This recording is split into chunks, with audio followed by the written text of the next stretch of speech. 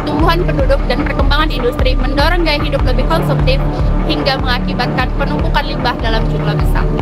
Sampah plastik, limbah rumah tangga, dan bahkan sampah elektronik menumpuk lebih cepat dibandingkan kemampuan alam untuk mengelolanya. Akibatnya, lingkungan tercemar dan lautan dipenuhi dengan sampah-sampah plastik hingga mengakibatkan hewan-hewan di laut mati karena menelan atau memakan sampah plastik. Tanah tidak subur, dan sekarang udara yang kita hirup dipenuhi dengan gas beracun. Bahkan mikroplastik ini ditemukan di dalam minuman dan ASI yang tentu saja akan mengakibatkan atau mengancam kesehatan manusia karena akan menimbulkan penyakit pernapasan, gangguan hormon, hingga kanker. Krisis ini bukan lagi sekedar masalah lingkungan, tetapi juga menjadi ancaman nyata bagi manusia. Masalah serupa juga terjadi di Kota Medan. Berdasarkan data Kompas tahun 2023, kota ini menghasilkan sekitar 2.000 ton sampah setiap hari, namun belum dikelola dengan baik. Banyak warga masih membuang sampah ke sungai atau lahan kosong. Bahkan ada dugaan lahan warga yang dijadikan tempat pembuangan sampah oleh pihak pemerintah kota. Wali Kota Medan, Bobi Nasution, menekankan pentingnya peran aktif masyarakat dalam mengatasi persoalan ini. Lemahnya kesadaran lingkungan dan pengelolaan sampah yang belum optimal bisa berdampak besar pada kesehatan, kebersihan, dan ketahanan lingkungan di masa depan. Sudah saatnya kita bersuara dan bertindak, karena sampah bukan hanya sekedar kotoran, tetapi cermin tanggung jawab kita terhadap bumi. Penumpukan sampah yang kian memburuk terjadi di salah satu kota, termasuk kota kita, Kota Medan, merupakan cerminan dari krisis yang terjadi di negara Indonesia. Jika tidak segera ditangani, akan berdampak terhadap Indonesia secara serius dan multidimensional, karena penumpukan sampah ini akan mempengaruhi aspek lingkungan, kesehatan, sosial, hingga ekonomi. Tapi tahukah kamu, permasalahan sampah ternyata bukan hanya soal kebersihan, tapi menyentuh aspek yang lebih dalam, yakni ketahanan nasional. Salah satu penyebab utama pengelolaan sampah yang belum maksimal berasal dari faktor manusia atau men. Banyak masyarakat yang masih kurang sadar akan pentingnya memilah sampah sejak dari rumah.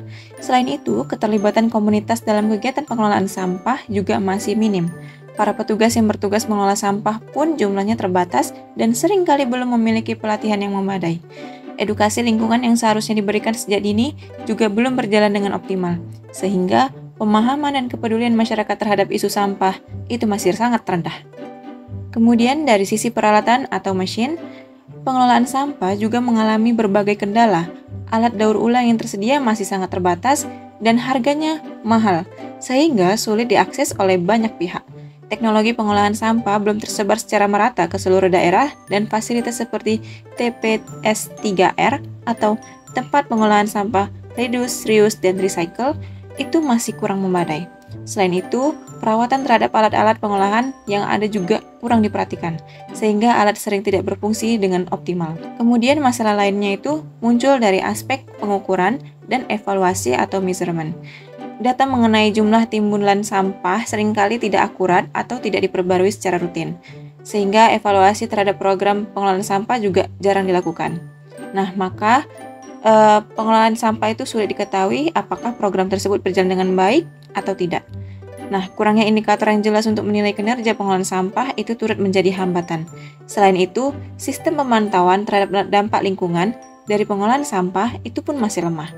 Jadi, pengambilan keputusan itu belum menjadi tepat sasaran.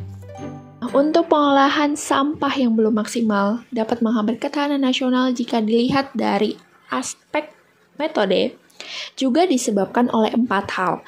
Pertama, sistem pengolahan sampah belum terintegrasi dari hulu ke hilir antara rumah tangga, pengangkutan hingga pemrosesan akhir masih berjalan sendiri-sendiri sehingga banyaknya kebijakan yang tidak sejalan tersebut menyebabkan inefisiensi dalam penanganan sampah.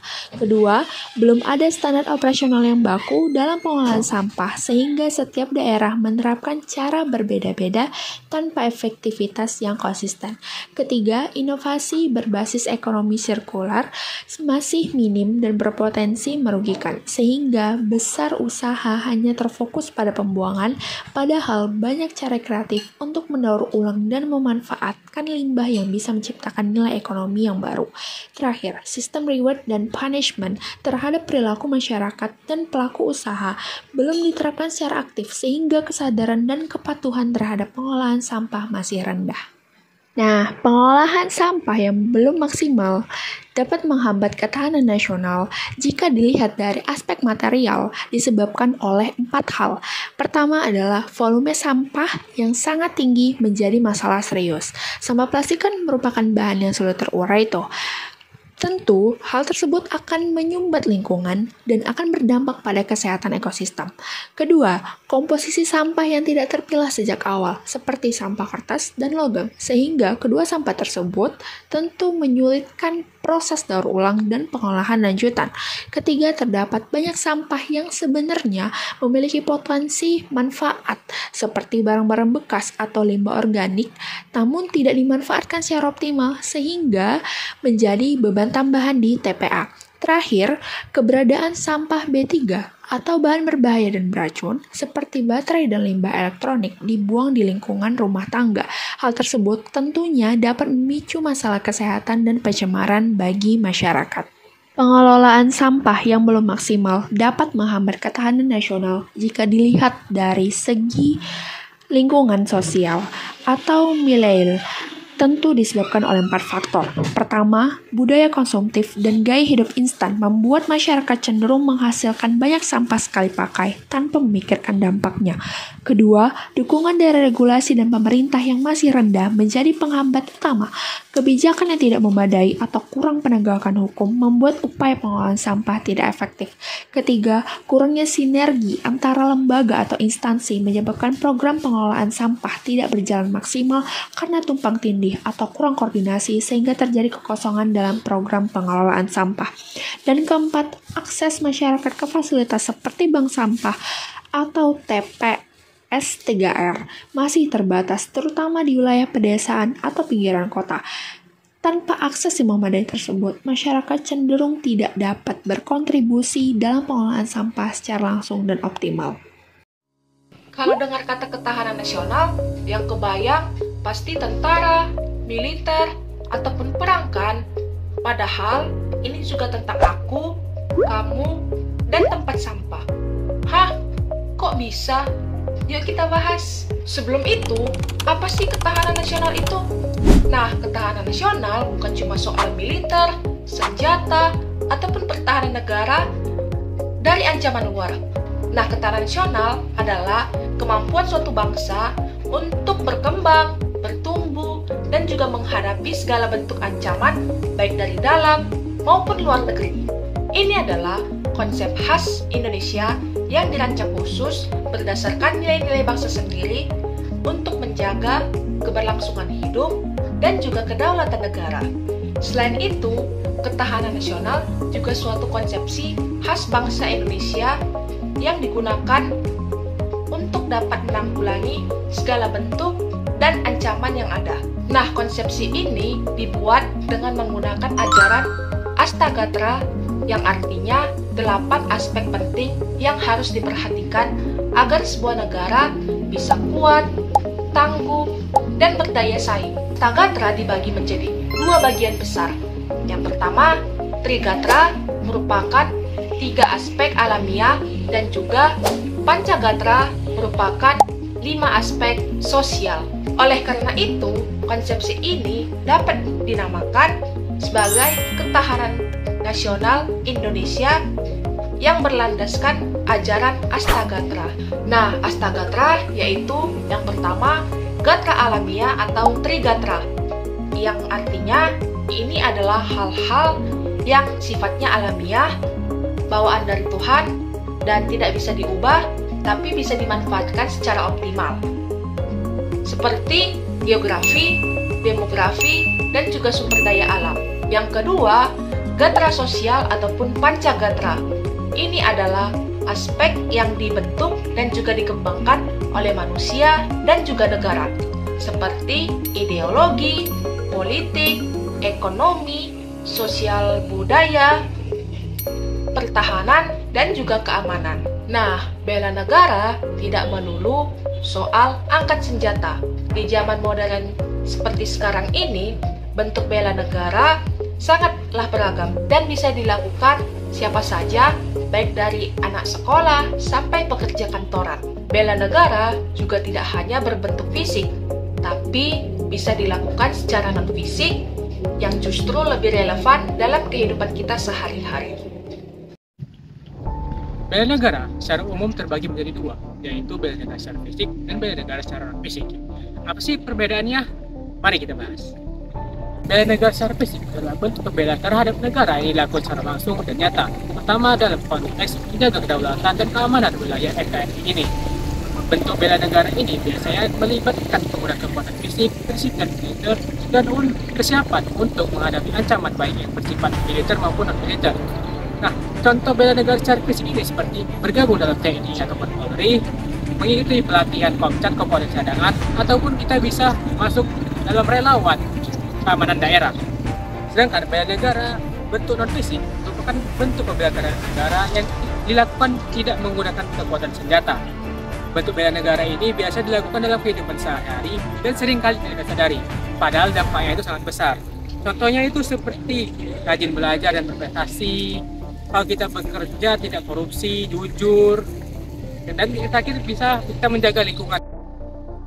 Ketahanan nasional itu ibarat tubuh manusia, kuat, sehat, dan tak ada penyakit. Kalau satu bagian saja lemah, maka tubuh akan gampang tumbang. Misalkan seperti imun tubuh yang menurun. Manusia akan gampang sakit dan jatuh sakit jika imun tubuh turun. Begitu pula dengan negara. Jika salah satu sektor saja rapuh, maka efeknya akan sangat banyak bagi keseluruhan dan kestabilan negara tersebut. Lalu, apa hubungannya dengan kehidupan sehari-hari? Ketahanan nasional itu bukan cuma tugas pemerintah atau militer, kita juga mempunyai perannya, apalagi dalam menjaga lingkungan. Contohnya seperti membuang sampah pada tempatnya.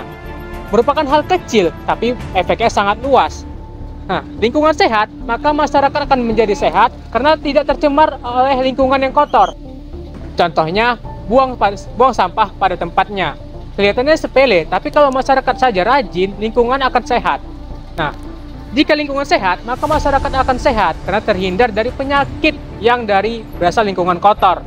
Jika masyarakat sehat, maka kita bisa bekerja dan belajar lebih maksimal. Maka produktivitas meningkat dan ekonomi akan berjalan.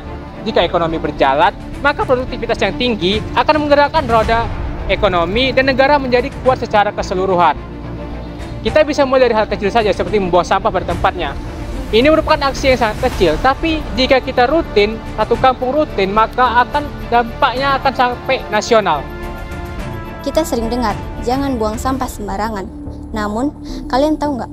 Kalau kalimat itu gak hanya sekedar omongan moral, tapi juga aturan hukum. Realitanya, sampah sembarangan bisa menyebabkan banjir, bau, penyakit, bahkan pemandangan horor. Di Medan, menghasilkan 2.000 ton sampah per hari, namun hanya 800 ton sampah yang dibuang ke TPA. Artinya, 60% dari sampah bisa mencemari lingkungan seperti sungai, jalanan, maupun pemukiman. Dampak lingkungan nyata yang kita rasakan saat ini seperti sungai-sungai tercemar dan berubah menjadi tempat pembuangan. Kemudian, banjir pada saat musim hujan. Yang terakhir yaitu bisa menyebabkan penyakit seperti diare, demam berdarah, bahkan infeksi kulit menular. Berdasarkan Undang-Undang Nomor 18 Tahun 2008 tentang pengelolaan sampah, di mana mengatur pengelolaan sampah secara menyeluruh dan berwawasan lingkungan dengan menekankan pada pengurangan pada timbunan sampah serta penanganannya secara bertanggung jawab dan melibatkan peran aktif pemerintah, masyarakat, dan dunia usaha dalam menjaga kesehatan masyarakat dan melestarikan lingkungan hidup. Peraturan Daerah Kota Medan Nomor 6 Tahun 2015 mengenai pengelolaan sampah. Peraturan ini bertujuan untuk menciptakan lingkungan yang aman, bersih, sehat, dan berkelanjutan dalam pengelolaan sampah. Peraturan ini menggunakan prinsip 3R, reduce, reuse, dan recycle. Dalam peraturan ini tekankan bahwasannya tanggung jawab itu milik masyarakat, pemerintah, dan badan usaha lainnya dalam penanggulangan sampah. Peraturan ini menegaskan bahwasannya pembuangan sampah sembarangan itu dilarang dan akan dikenakan sanksi, hukum, kurung, dan juga denda 10 juta rupiah bagi individu dan 50 juta rupiah bagi badan usaha. Namun sayangnya peraturan ini belum sepenuhnya diterapkan dikarenakan banyaknya tantangan, salah satunya adalah kurangnya kesadaran masyarakat dan juga kurangnya fasilitas. Untuk itu, mari kita meningkatkan upaya edukasi, kontrol, dan juga pengawasan baik itu antar instansi maupun antar masyarakat untuk mengoptimalkan peraturan ini.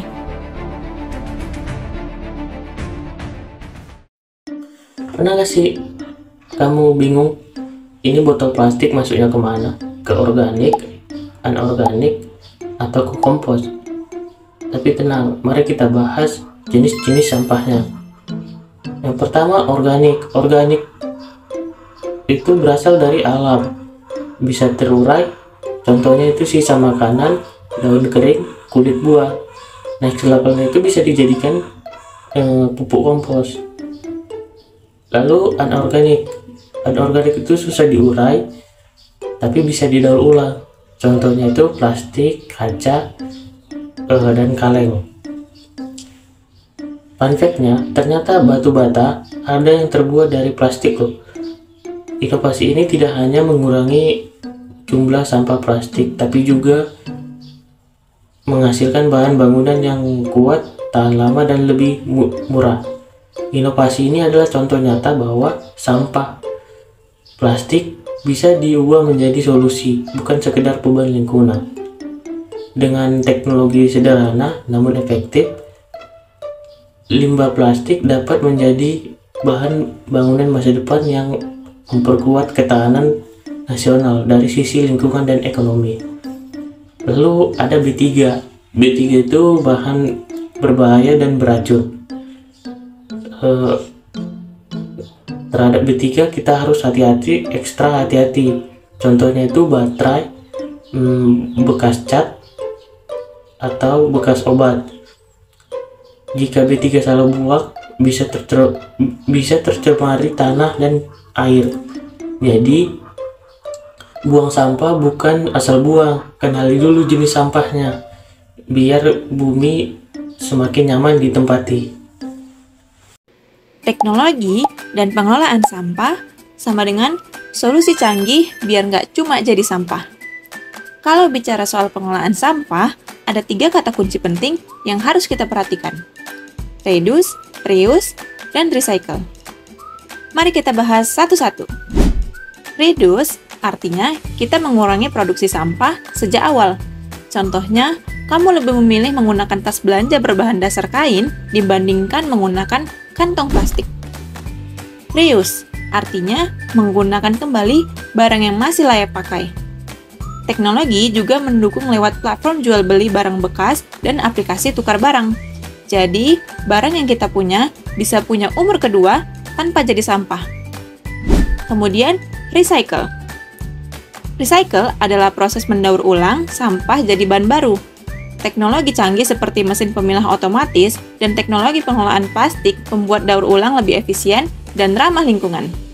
Contohnya, tempat sampah pintar Smart Trash Bin. Hal ini bisa deteksi jenis sampah, otomatis pisahin organik dan anorganik. Ada juga Smart Trash Bin yang bakalan ngasih kamu reward kalau kamu benar-benar membuang sampah pada tempatnya. Masalah sampah makin parah, apalagi di kota-kota besar, contohnya kayak kota Medan. Tiap hari ribuan ton sampah dihasilkan, tapi nggak semuanya tertangani. Ini bisa ganggu lingkungan dan juga ketahanan nasional kita. Untungnya, sekarang banyak anak muda yang pakai media sosial buat bantu atasi masalah ini. Salah satunya adalah komunitas Bumantara. Mereka sering bersih-bersih sampah di lapangan dan posting videonya di TikTok dan Instagram. Aksi mereka viral dan banyak dapat dukungan, bahkan dari pemerintah. Media sosial itu bisa jadi alat ampuh buat ngajak orang peduli lingkungan. Dari konten kecil bisa jadi gerakan besar. Dari sampah bisa jadi solusi.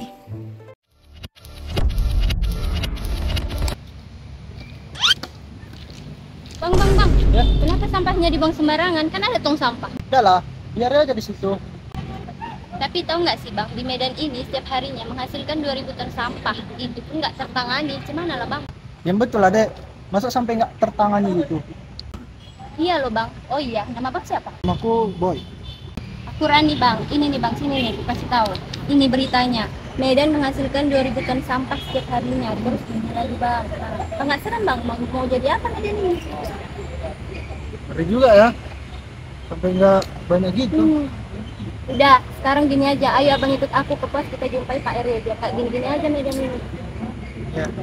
Udah lah. Penting juga banyak sampah yang gini. Ayo. Bang, sampahnya lupa ambil dulu lah. Oh iya. Yuk.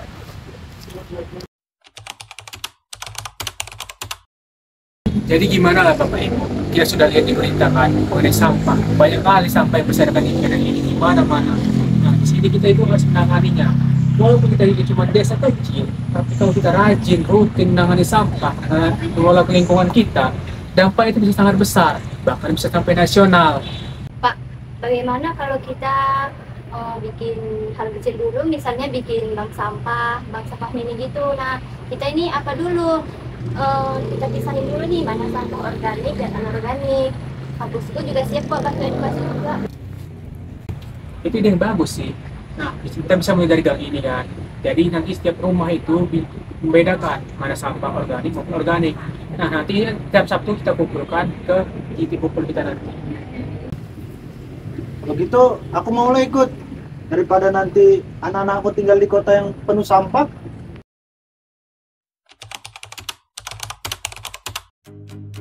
Bela negara itu nggak selalu soal angkat senjata.